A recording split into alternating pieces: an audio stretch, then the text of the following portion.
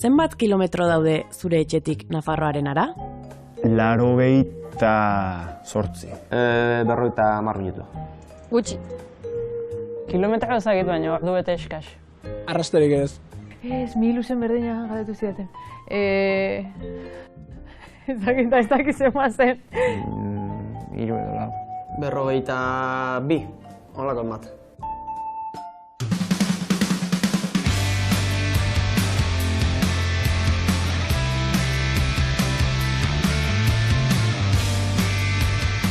Euskal Herriko 18. bertsolari txapelketa nagusia bukatuko da abenduaren 18an. Irailaren 24an hasitakoa iritsi da bukaerara, baina aurretik Iruñean Nafarroarenan jokatuko da finala handia. Egun osoko jardunean 8 bertsolari arituko dira kantuan. Aitor Mendiluze, Alaia Martin, Amets Arzaiuz, Beñat Gaztelumendi, Joanes Ilarregi, Maialen Lujanbio, Nerea Ibarzabal eta Sustrai Kolina. Euren gorputzaldiak, sentipenak, bizipenak eta bizipozak ezagutu nahi izan ditugu finala jokatu aurreko bezperetan.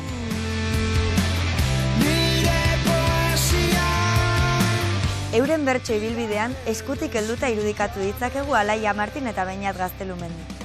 Ongi dakite elkarren berri eta sekretu gutxi daude elkarren artean. Beñatek 3. aldiz kantatuko du txapelketa nagusiko finalean. Alaiarentzat lehen finala da aurtengoa. Nola harrapatu zaituzte finalak? Harrapatu nahu lanerako gogoz, grinez eta lanean. Eta zu, Beñat?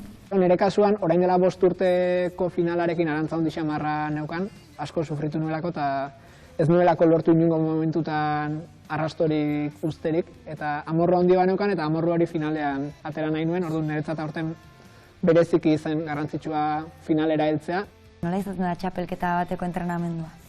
Pentsatzen dut bertsolari bakoitzaren etxean eta bizitzen eta gorputzen ezberdina izango dela.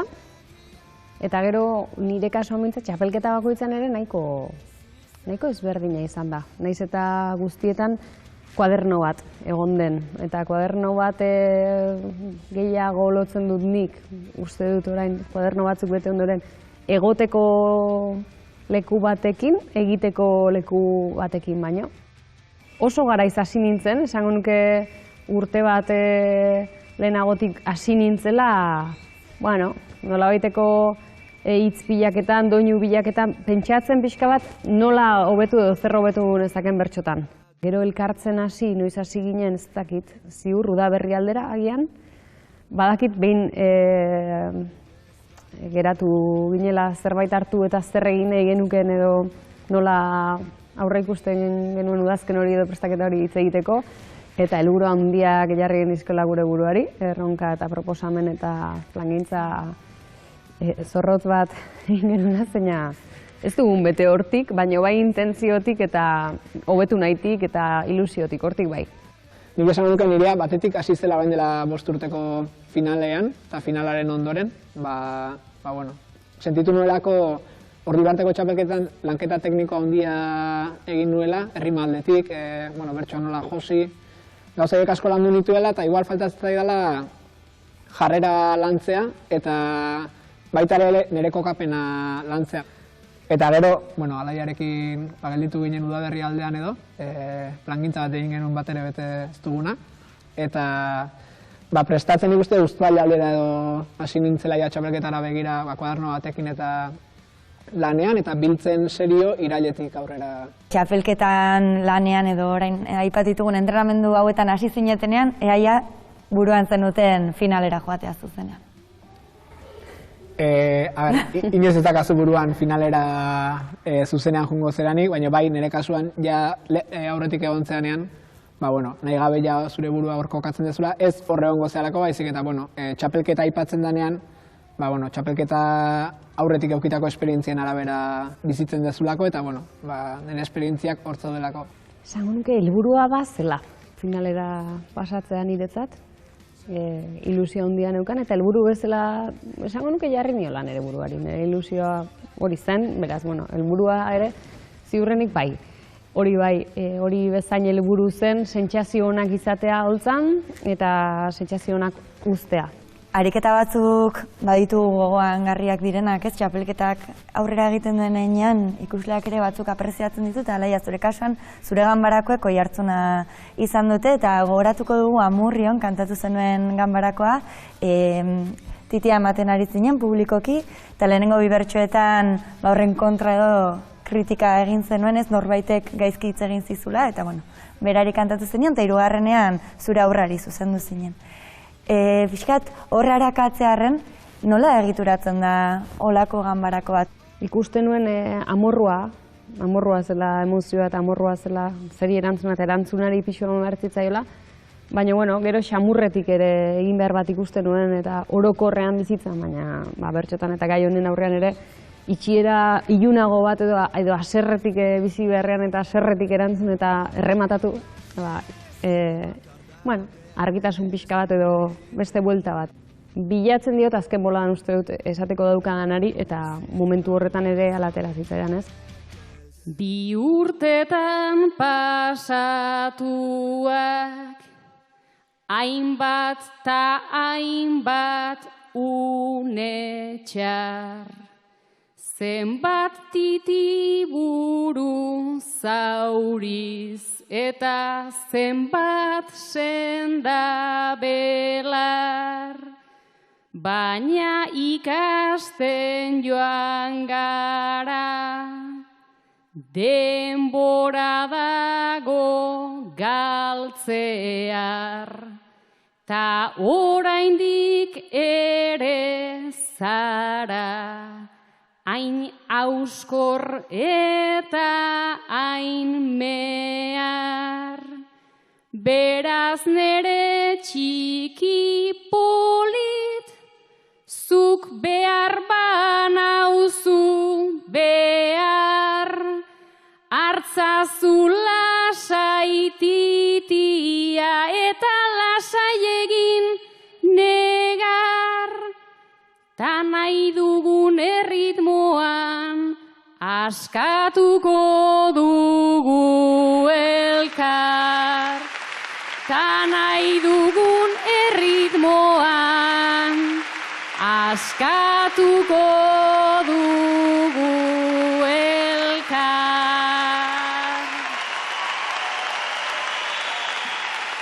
Baina zure kasuan ere, Julio Soto aipatuko dut, berarekin puntuka saio polit bat egin zenuelako Durangon, bera finaleko batetan gelditu da justu. Baina bertan elkarrekin kantatu zenuten sailkapenaren zain, zuden bi bertsolari gixan, ez? Horre publikotik entzuten ari zirenak, nola oroitzen duzu ofizio hori?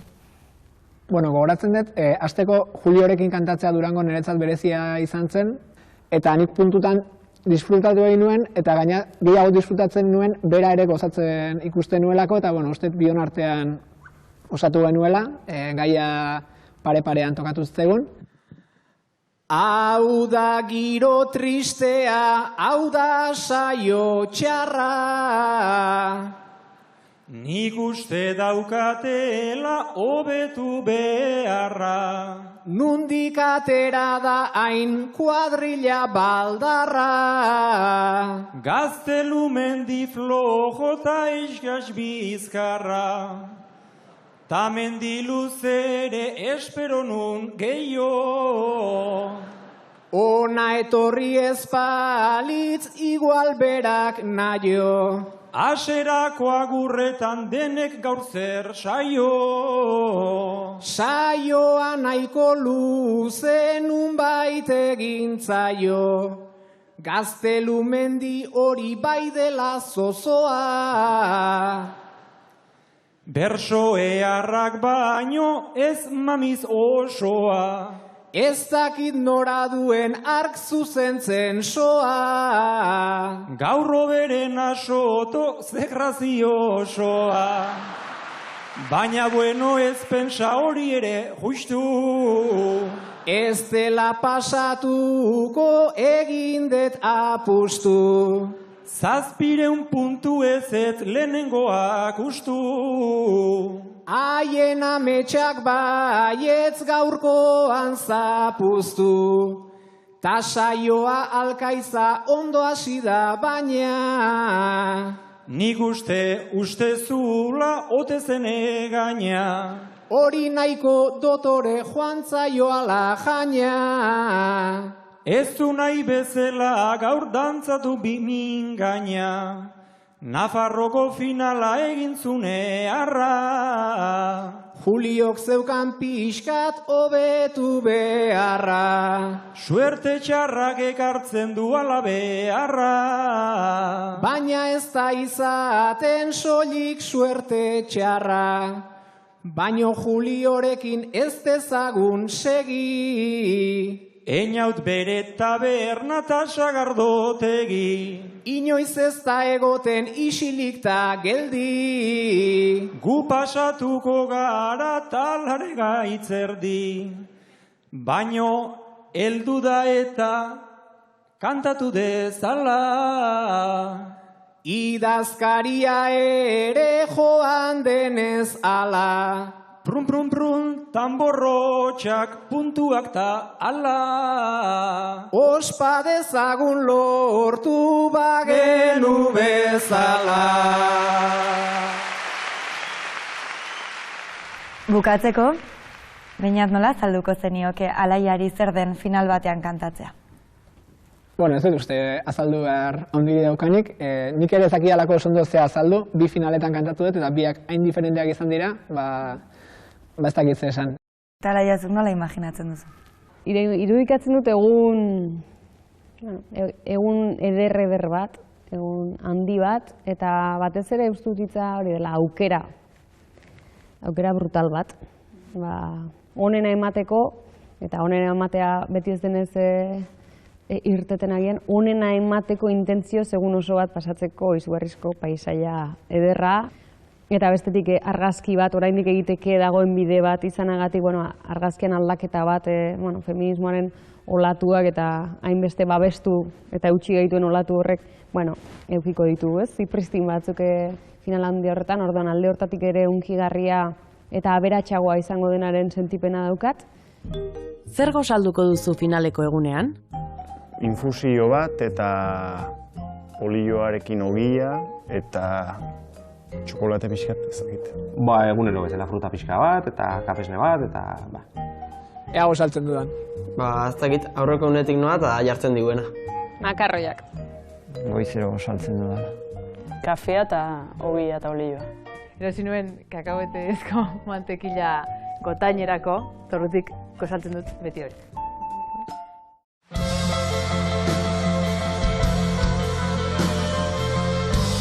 Irungo kanporaketan bat egin zuen Nerai Barzabalen eta Sustrai Kolinaren txapelketa nagusiko ibilbideak. Baiona izan zuten bigarren geltokia, eta bertatik elkarrekin iritsiko dira Nafarroarenara. Sustrairen txapelketa nagusiko 6. finala da urtengoa. Nerea lehendabiziko zariko da. Txapelketa nagusiko finalaren atarian gaude, zer modu zaudete? Ondo, pozik eta gogotxu. Alaxe, ilusioz eta motibatuta. Nera, zuk Gotaine Irabarnen hasi zenuen txapelketa eta Sustraizuk Irunen, eta gero zuen bideak elkarrekin joan dira. Nolakoa izan da ibilbide guztia zuentzako? Niretza, azkenean luze egiten da. Gotainen tirantetan kantatu genuen eta izerditan, eta orain jertxean eta jertxearekin eta txamarrarekin orduan hilabeteak izan dira. Baina, ni nahiko pozinago pixka nire buruari finkatu nizkion helburuak edo lortu ditu dalako saioetan edo ez dakit pozik. Nire txapelketak bi fase izan ditu ez, bat txapelketa martxan dagoela, baina norbera zai dagoen fase hori eta hor ibiltzen zara goitibera hortan ez, zure zalantza eta beldur guztiekin, besteak entzuten dituzu, ez dakizu haien mailara iristeko gai izango zaren, dena igual gain dimensionatuta iristen zaizu ez, ona oso ona iruditzen zaizu, ez dakit, zaitasunak eukitzen dituzu kokatzeko ez. Eta gero, norbera hasten denean, oinak lurrean jartzea bezalako zerbait izaten da, eta zoaz bestekikoa baino gehiago zure buruarekikoa egiten ez. Badakigu, edo behintzat ikusi dugu, zure agurretako bat ere oso entzuna izan dela eta asko kantatu dutela Baionakoa. Pixka bat zen, erdi abisu bat, erdi dibertsioa, erdi mozorroa, uste du behar nuela, ze, bueno, uste dut behar ditugula mozorro batzuk, batez ere txapelketan, zerbaitekin konektatzeko, nire agurra hori izan zen. Soilik bizitzan behin igarotzen, bada zerutik jaleia, barkatu urrun geratzen bazait, 2026 Kilbilen Uma Zurman ze argi, Goenkalen Maria Luisa Galardi, eta Star Warsen Leia. Kaixo Baionanik enuen nahi, entzun gerrarako deia, gladiadore zaurituak ta, epika gozez Pompeia, baina lantza bat estomagoan, burua lehoi baten ahoan, sartzea bada ideia, ados astadila leia.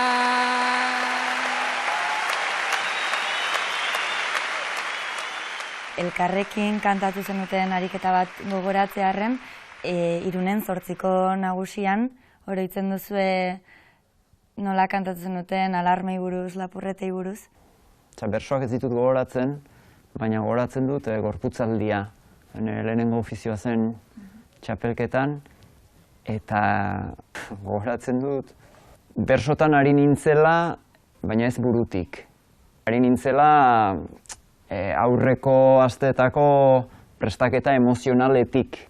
Hango emozio tensio horrek pixkat gaina hartuta, eta orduan zure buruak, zure gorputzak erabakitzen duenean klak, hemendik.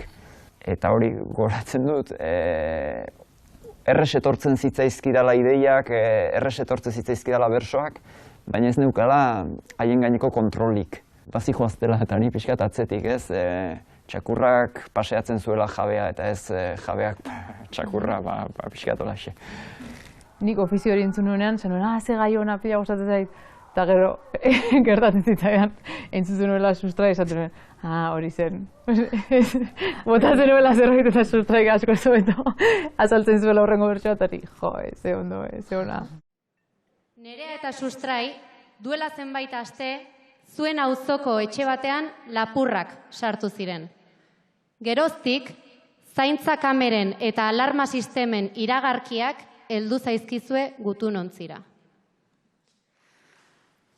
Oraindik beraz heltzeko daude, gure garai gordinenak, bata bestean kontrolatzaile, ta zelatari finenak, kamerak kale ertzetan eta poliziaren sirenak, hor kontrolatzen dira lapurrak, ta lapurrak ez direnak.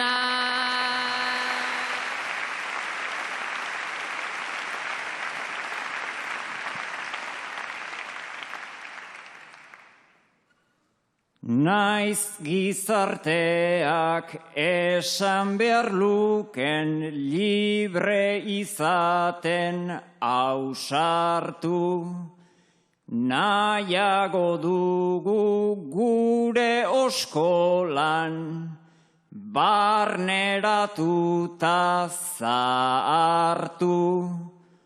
Ordea dudan baldin bagaude, alarma hartu ez hartu, jada zeo zerrostu digute, naizta etxean ez sartu.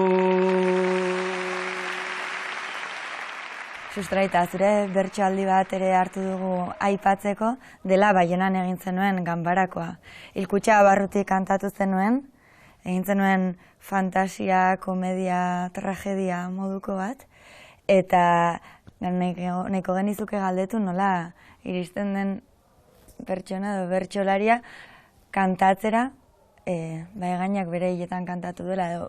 Da esatea, hau ere egin daiteke, konturatzea hau egin daitekela, baina gero, txapelketa batean nago, semifinaletan, baina ausartuko naiz egitera ez. Horren atzean zer dagoen, dago lana, dago bilaketa bat, gauzei toki ezberdinetatik heltzekoa. Jadanik alferrik ditut, zuen txuletata arrai, bilakatu bainauzue, neure buruaren etsai. Elizan agurtzeraino, naizetanik enuen nahi, nonbait oiturak bigarren, azala izaten darrai, ikusten ditut otegi, txibiteta etxe garai, bersoa egainak bota du, bai oraindik bizi da bai. Naiz eta izarren hautsa, bilakatzen den bizigai, biharrez naiz joango eta egin zazue lolasai. Biharrez naiz joango eta egin zazue lolasai. Eta orain finalaren egunari buruz hitz egingo dugu, Iruñean da urten, zerk sorrarazten dizue? Sozialki edo kolektiboki, nik uste dut, Iruñean izateak baduela pisu bat, pisu simboliko bat, hango gizarteari ere zerbait aportatzen aldi ona, zer esanik ez euskara fobiaren garai eta territorioan. Personalki pozik nago, nire bigarren final aldaketa harrapatu ahalko dudalako. Eta erakusten duelako nik uste dut Euskal Elkarteak duen gauzak egiteko modu bat. Esango nuke nik batez ere Bekeko txapelketak bizi izan ditu dela gertuen, edo Bekeko belaunaldia, Bekeko bertsokera aldaketa bat, etorri zen aia belodromotik Bek, eta orain, ez dakigu Iruñeak zer ekarriko duen, ze aro zabalduko den hemendik aurrera, baina hori ikusteko jakinmina daukate, zatozen urteetan, ze aurpegi, ze bertsoaldi gogoangarri utziko dizkigun Iruñeak, eta zeri kantatuko dion Iruñeako bertsolari taldeak hemendik aurrera. Finaleko egunean ereazuk lehenengo finala denezuretzako zer gustatuko litzaizuke egitea edo zertan asmatzea behintzat? Batez ere horre egoten. Horre egoten, lehen esan duen txakurraren metafora oso nire ditu zait. Batzutan, milaka txakur, ez? Zera txakur, 10 txakur paseatzen, da txakur hori bat izan daiteke urduritasuna, beste bat abstrakzio gehiagizkoa, beste bat, beldurra, buruko mina, ez? Pila gauza gerta daitezke orduan egotea alik eta txakurretatik urrunen eta zeure buruaren jabe. Igor Elortzak bere disko berrian badu esaldi bat edo esaten duena egun bat pasanuen behin Beken kantari ezerrez esateko 15.000, ez? Oso identifikatuta sentitzen naiz esaldi horrekin niri ere gertatu izan zaidalako. Eta uste dut hori dela final baten biharamunean eduki dezakezun sensazio txarrena eta okerren digeritzen dena, ez? Orduan, nik dena egin nahi dut hori ez gertatzeko. Zer sentitzen duzu txapelketako sintonia entzundakoan? Beldurra, baina sua. Urduritasuna eta gogoa. Behar bada ez nahuela beste sintonia batzuk gaina estutzen, baina, bueno, ondo dago. Kirimak eta gogoa. Poza. Korapilua. Oraindik ez dut barneratu egia esan, gutxitan entzun dut, baina han pentsatzen dut taupak bastante azeleratuko dizkiala. Ez dakit, orokorren kanpotik entzutea tokatu zait eta ez dut askoik entzun.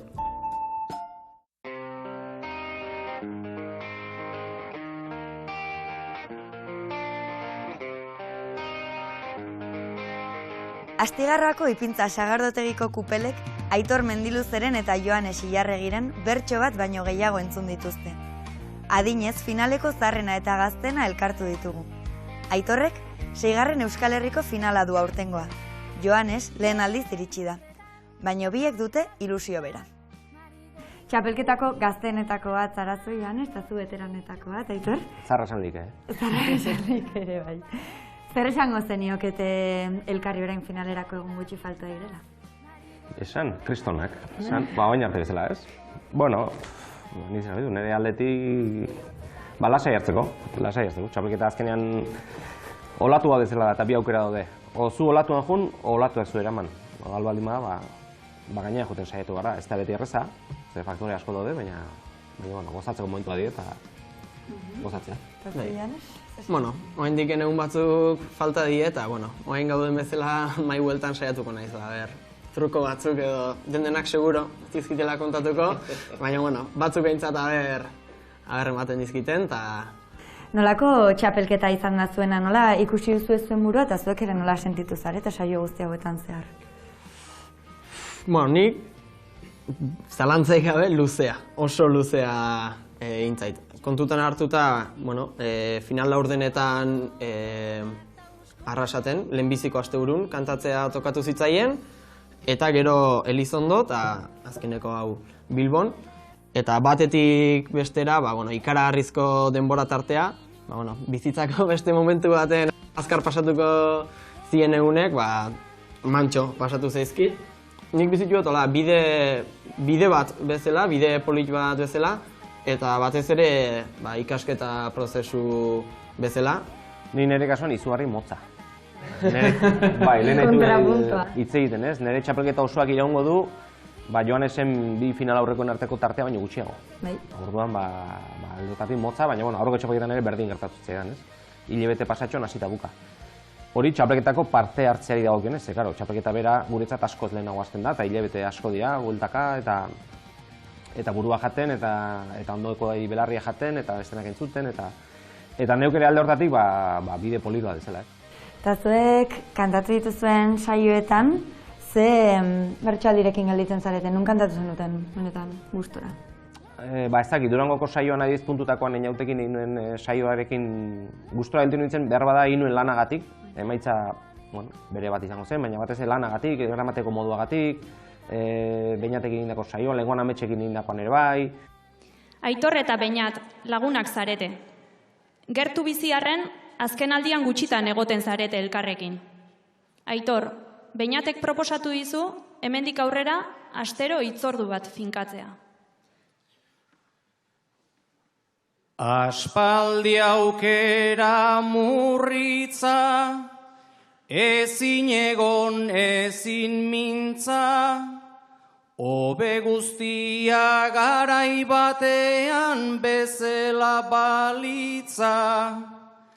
Bildu ezinik gabiltza, komplikatzen da bizitza, eta zeuk ere beteko aldezu emandako hitza.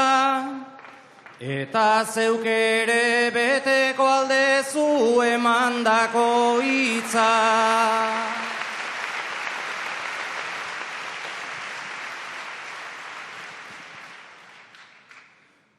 Horixe da gizakia, lotu behar den zapia, zu lasai egon beteko baitut nik nire zatia. Asteroko terapia, kafearen aitzakia, orain huts banak elkar dezala lendik ebakia. Orain huts banak elkar dezala lendik ebakia.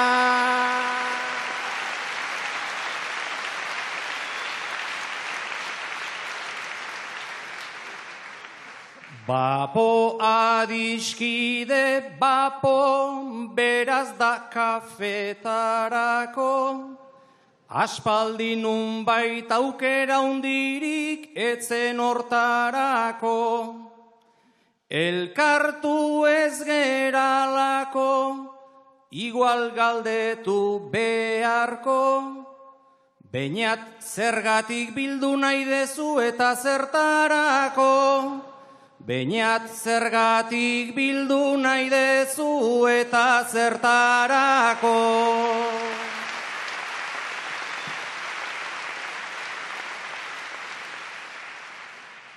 Baina biltzea bi morroi, Aitor noiztik daba marroi, zer aipatua bada bizitzan bere be eta goi. Ikusi oi gara doi-doi, joan dira hainbeste sasoi, biltzea bera ezote daba nahikoa arrazoi. Biltzea bera ezote daba nahikoa arrazoi. Elizondoko saioan puntuka ginekin indako ariketa, esango nuke, benetan gozatzen, benetan kantun gozatzea hor lortu nulako, eta, bueno, bai puntukako ariketa guztia zaitelako, eta momentu hortan baita ere, nik uste lortu ginulako, konplizitate batetik kantatu eta saio borobil bat osatzea. Joanes eta Agin foru zainak zarete. Zuen txanda amaitzeko denbora egiten ari zarete, autoa behar ezten lekuan utzita. Beste polizia auto bat hurbiltzen ari zaizue. Nagusiarena da.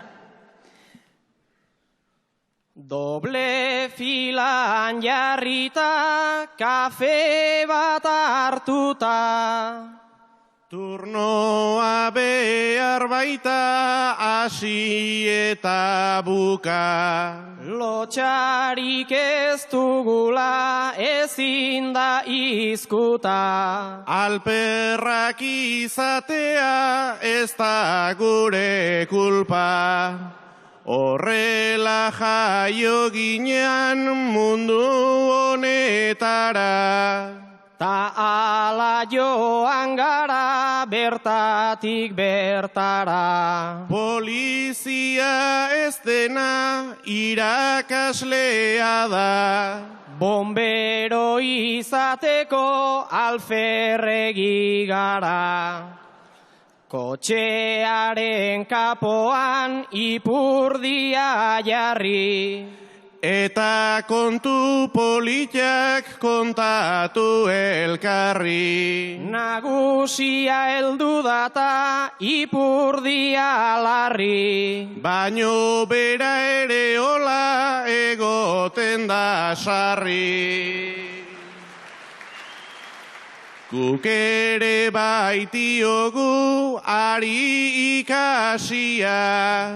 Soldata ezer egin gabe irabazia. Nik ere izan nahi dut nere nagusia.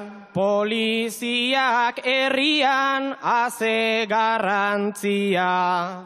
Hiru zerbezarekin heldu da gugana. Eta tokatu zaigu kriston panorama. Zenolako mozkorra gainean daukana. Lasai nagusia da ez da zure ama. Harreman ona dugu nagusiarekin. Beti edaten gabiltz ekin eta ekin. eta hor datorrenez zerbeza horrekin. Proba egin dezagun alkohol probarekin. Ea zeinek ematen duen gaur gehiago.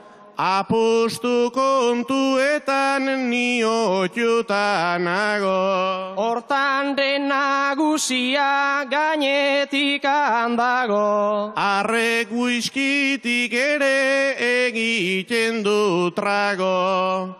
Beraz joango gera danok bere ala. Gure kuartelilora afaltzera ala. Kuadrilla ona gera ta beraz normala. Azken tragoa berak ordaindu dezala. Joanezu, Nafarra, Iruñan jokatuko den lehenengo finala, gazteenetako bat zara ere gaztena.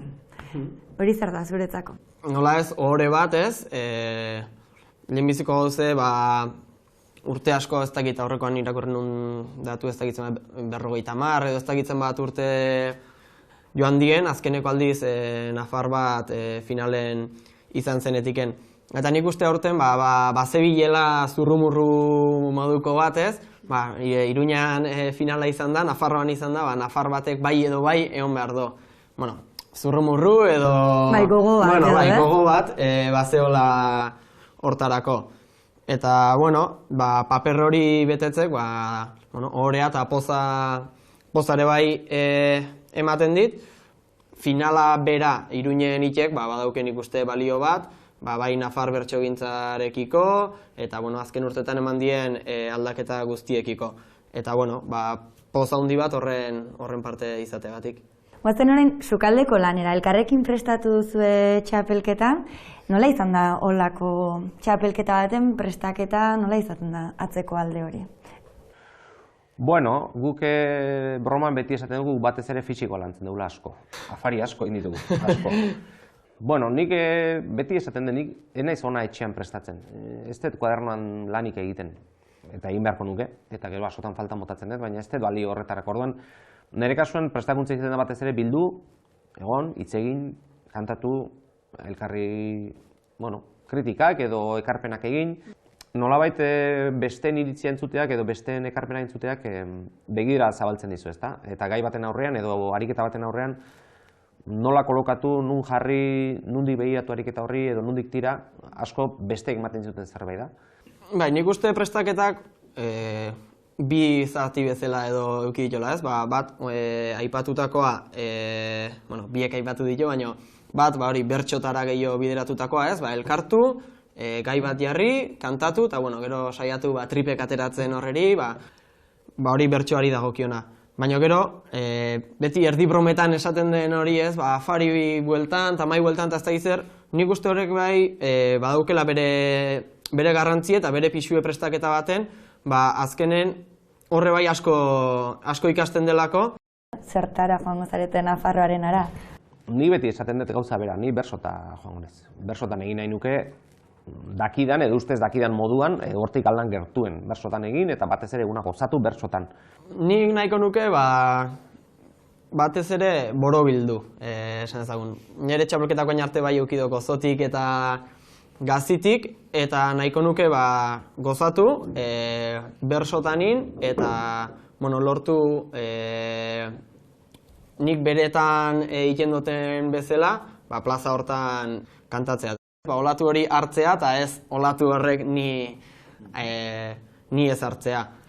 Ze gero, egia da aspirazio personalak egon daitezkela, eta daudela, baina gero taldean ere bai, eta azkenean 8 monigotea haien gainean, 14.000 personaren ilusioa eta montajea, eta hori dena dago. 8 lagun horiek momentuan asmatuko dutenaren gainean eginda, ez? Orduan, ardura kolektibo bat ere bada, saioak minimo batetik gorako izan behar du, eutsi behar diogu guzti horri, eutxiko diogu, uste dut. Eta, guazen guzti horrekin, ahalik eta gehien gozatzera eta gozaraztera. Ariketa baten aurretik, zer esaten diozu zure buruari? Entzuteko. Animo. Ez dakit. meditazio horik eta labur-labur bat egiten dut, arnasketarekin lotura daukan. Venga, hontan ebai. Saioko berso honenak botatzea, no?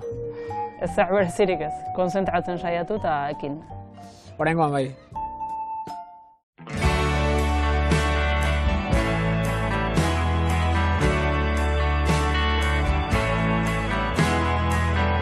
Euskal Herriko Bertsolari Txapelketako txapela janztea zer den badakite Amets Arzaius eta Maialen Lujanbiok.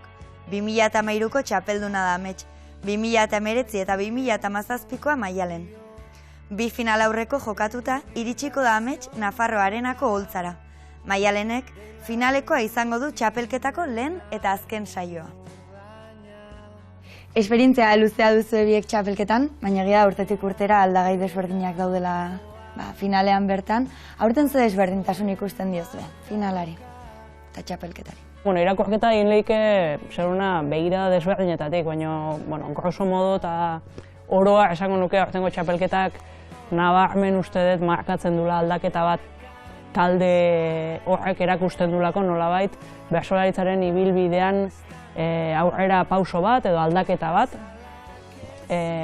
X urtero final batean irudikatzen dena edo irudikatu daitekena, nahiz eta plazatan askoz modu lausoagoan eta jarraiagoan gertatzen den plazaren gaztetze eta berritze hori, nolabait txapelketak ematen dio tartean behingo erretratu bat garaiari, ez? Eta uste dut aurtengo txapelketak islatzen duela azken urtetakoek baino modu pixka bat nabarmenagoan berritze, gaztetze hori, belaunaldi berri baten sarrera eta dudarik gabe emakumeen sarrera. Dudarik gabe plazan errealitate hori ja bada denboratxo bat ustez bazeola eta nahiko finkatuta gainera. Baina txapelketara orain eraman da. Eta bestetik nik ustez, bersogintza barrutik hori nabarmena da. Gero bersogintza gertatzen da ere, herri baten baitan eta kultur eta hizkuntza sistema paisaia zabalago baitan, eta egia da Euskal Herria fase diferente batean dago, duela 5 urte, duela 10 urteko txapelketetatik. Bada fase berri baten, esango nuke, lehenengo mugarri bat. Eta zuek nola bizi duzu bain arteko txapelketa hauzuk jabi kanporaketa kantatu dituzu, Amets, eta Maialen zu finalaren zain egon zara? Bizipen intensoa da txapelketan sartzen zarenekoa. Ikusten duzu trena iristen ari dela eta datorren bitarte da pixkat hor zaudez, Maialenek esango du hobeto, baina hor zaude, baina gero hor datorrenean ja intensiadea handi hartzen du, zure alegin artistikoa, zure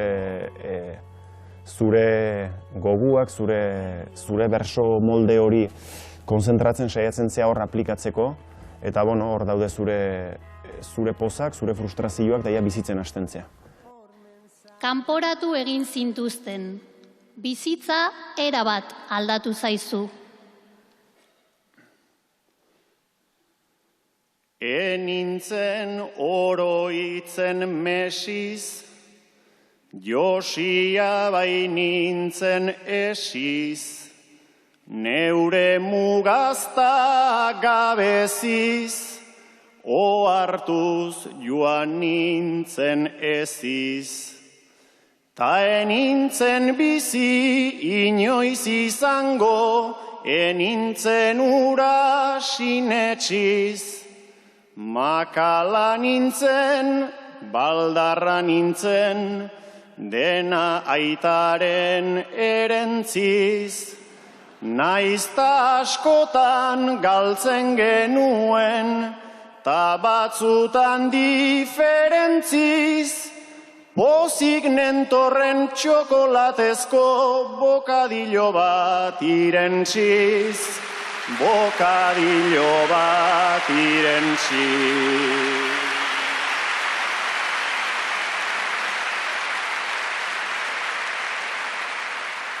Beti miresten da goia, handagona da eroia, bere brilluta erdoia, pasa zen nere bagoia.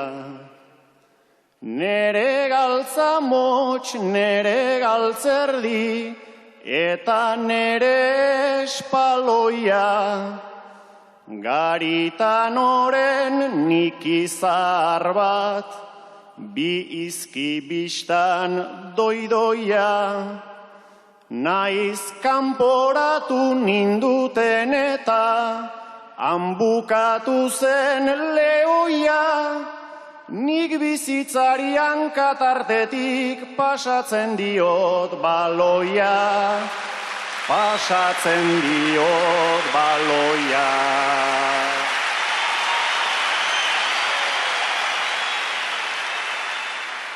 Maialen kanpotik.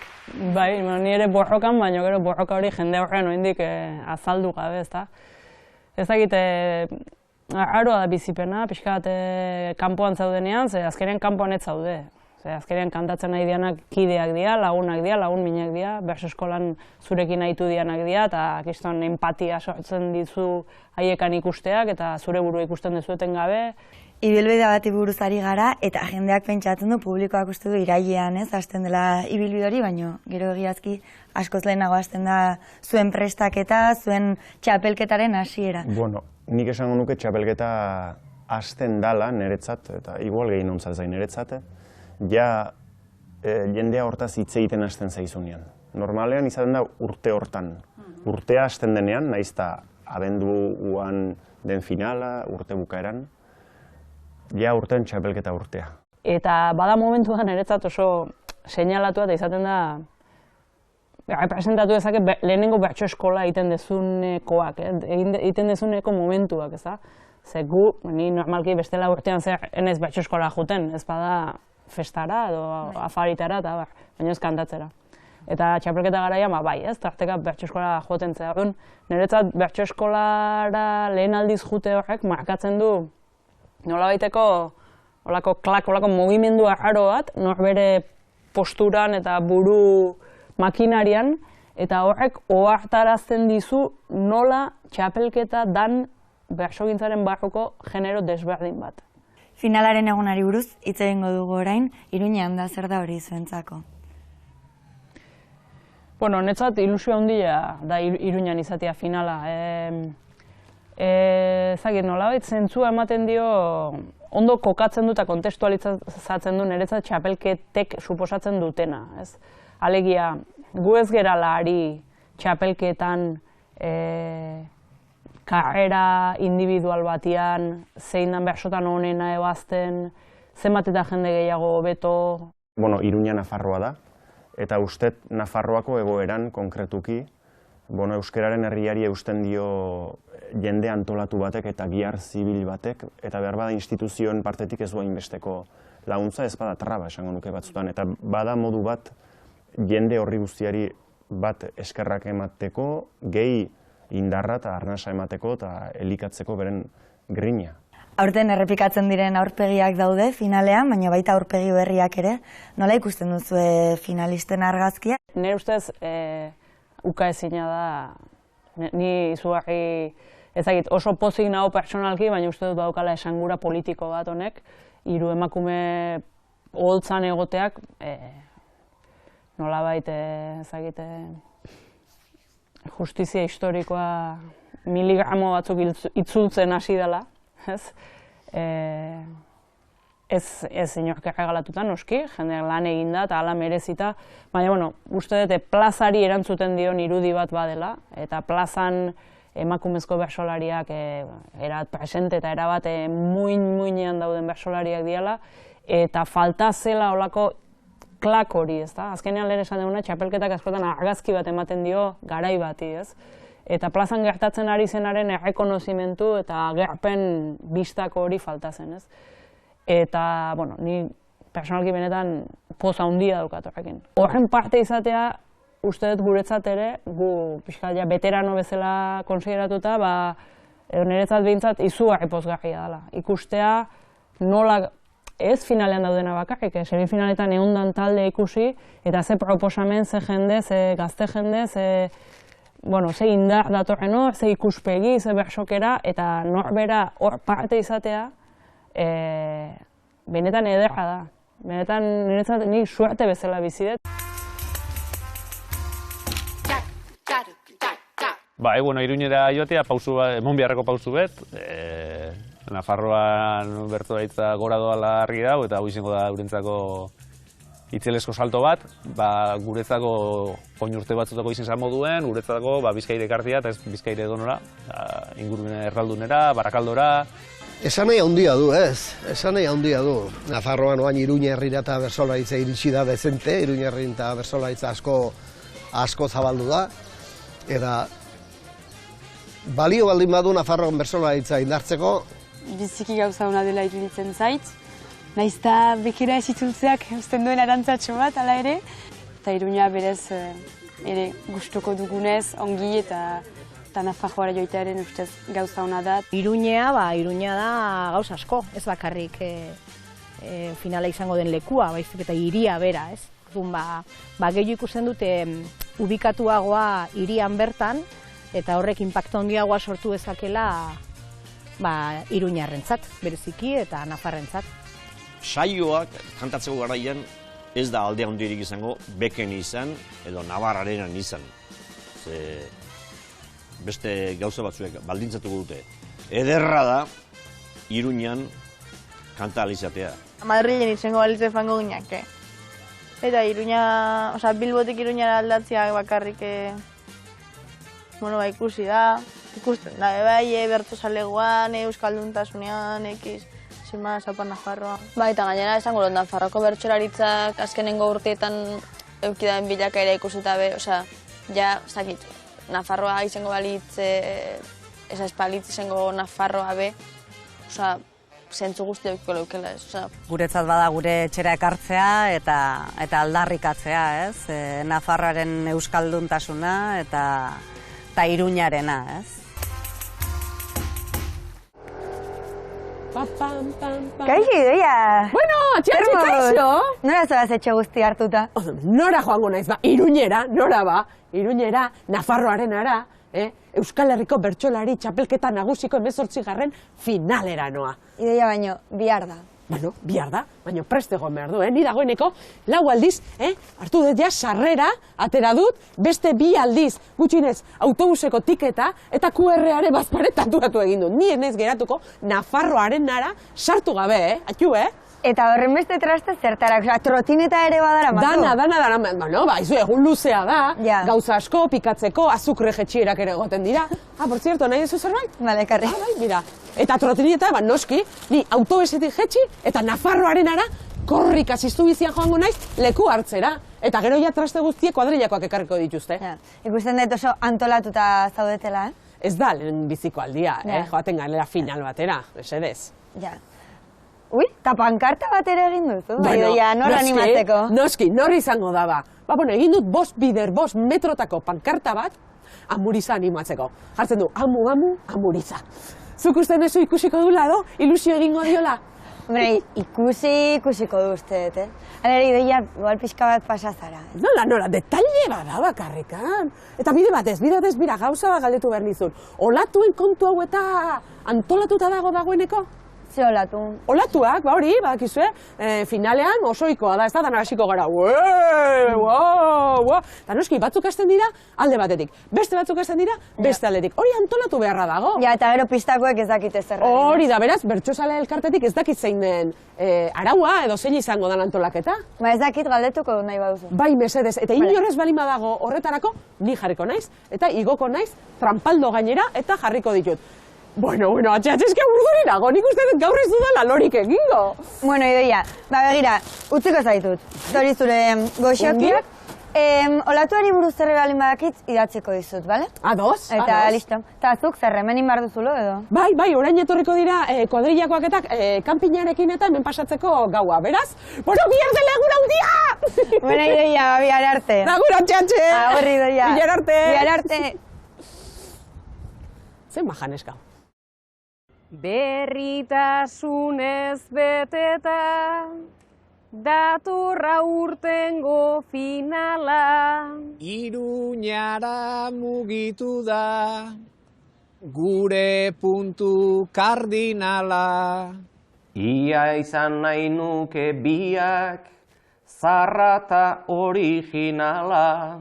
Badatorkigu egun bat, polita eta mundiala.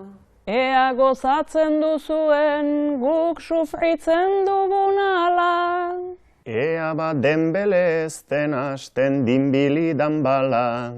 Guk oraindik rekamaran dauzkagulako bibala. Iruña bilakatzeko bersoaren kapitala.